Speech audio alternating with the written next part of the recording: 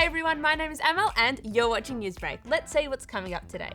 We find out about Australia's new electric car plan, feeling like a roo on a hot tin roof, and astronauts make their way back to Earth without a toilet. But before we get started, you know what to do. Don't forget to hit that subscribe button. The government has announced a plan to help Australians go electric. It's going to spend $250 million on charging stations to make it easier to get from A to B without petrol. Here's Leela. Electric cars! Come and get your electric cars, please. Yes, here in Australia, electric cars aren't the typical choice. Because, well, They're expensive and there aren't heaps of places to charge them, but they are much better for the environment. that's why the government says it'll put $250 million towards more charging stations to make it easier for people to charge electric cars at home and when they're on the road. They're hoping that by 2030, there'll be 1.7 million e-cars buzzing around the country. But is that enough? Some say no. After all, electric cars have been around for a long time now, and they're already pretty popular in some places overseas.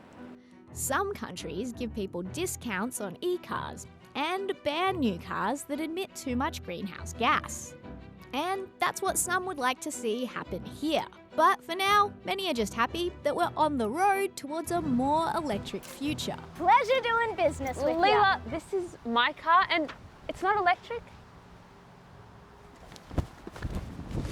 Aussie tennis legend Dylan Alcott has announced he's going to retire. The 30-year-old says next year's Aussie Open in January will be his last. Alcott has won 15 Grand Slam quad wheelchair titles and 8 double titles.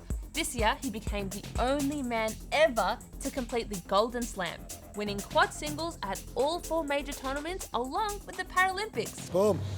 Firefighters have been called out to a house in Mount Isa after a kangaroo somehow ended up on a roof. Apparently, they thought it was a joke when they got the call. But nope, there it was. The firefighters climbed up to help, but the room managed to bounce safely off. Space travel is never easy, and it's even harder without a working toilet. Yep, 3 astronauts aboard a SpaceX capsule made a 20-hour journey to the Gulf of Mexico in adult-sized nappies, marking a quirky end to a very interesting mission. How far away are we? I don't think I can hold much longer. Yeah, I couldn't wait either. Wait, did you say couldn't? This is the moment the SpaceX Crew Dragon capsule splashed down in the Gulf of Mexico. And let's hope it's the only thing that splashed down.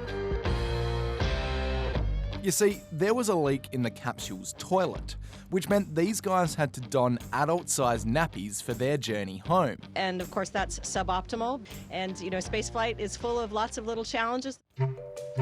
The crew has spent the last 200 days in space, and it's been a bit of an adventure.